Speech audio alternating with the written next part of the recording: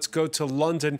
Diego Moyo Campos, senior analyst for the Americas for IHS Country Risk. Thank you for being with us here on France 24. Always a pleasure. What's your reaction to this mutiny, which appears to have been quickly nipped in the bud? Well, it underlines growing discontent among mid-ranks, among junior ranks about the economic situation in the country, the intensification of shortages of food and basic goods, and the fact that Maduro's mandate is not being recognized internationally, is not being recognized domestically, and it seems that the military or the upper ranks of the military continue being the main obstacle for regime change in the country.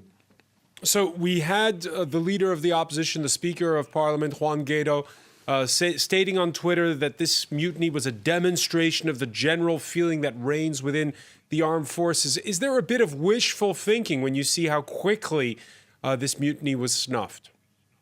Yes, absolutely. It's very difficult to really measure exactly which is the feeling within the armed forces.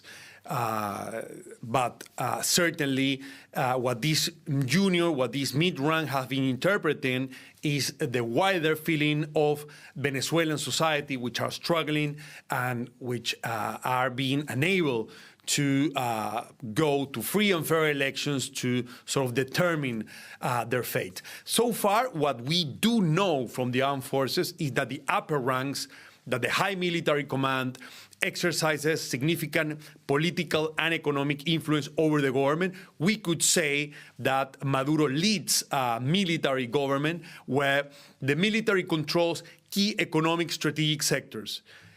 They control oil services, they control ports, they control imports, and some factions of the high military command, not all, but some top military commanders are also involved in drug trafficking, in fuel smuggling, in illegal mining, in human trafficking and other activities. And they fear not only that their economic and political influence could be reverted, but also that if there were to be regime change, they could be held accountable for corruption, illicit activities, and indeed of human rights violations in repressing the population. We remember last year, Diego Moyo Campos, that drone attack on the president during a speech that Nicolas Maduro was giving. How would you rate what we witnessed earlier with this mutiny? Is it on par with that?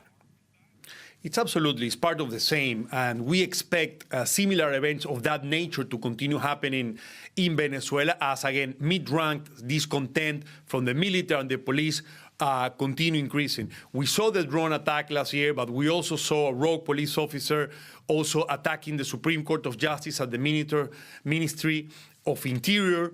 We also saw 2 assaults to 2 military barracks to steal weapons, and this is all part of that. Most of the people who were involved in those events at the moment have been imprisoned, have been killed, or are at the moment being tortured in the security services and in military penitentiaries. We think that this sort of thing will continue happening because despite the fact that at the upper ranks, at the high military command, the top military commanders continue supporting Maduro, at the middle, at the junior ranks, there's increasing discontent along with the general society of Venezuela in the same lines. But the problem is that lack of coordination, pure communication, and the fact that the counterintelligence military service continue being effective, continue sort of undermining the efforts of these mid-ranks to try to break the chain of command. And this is very important because what happened after the 10th of January changes the dynamics. It's not only the narrative, changes the dynamics of what's been happening in the country because the international community, the US, Canada, the EU, and most Latin American countries do not recognize Maduro's new 6-year mandate. And the only authority, the only institution they recognize in the country is the National Assembly, the Congress, which is controlled by the opposition and remains the only democratically elected institution in the country. So if that's the only democratic institution in the country, therefore, there's an argument that the chain of command of the military has been broken. This is the argument of the mid-ranks, the junior ranks, which state this mutiny today.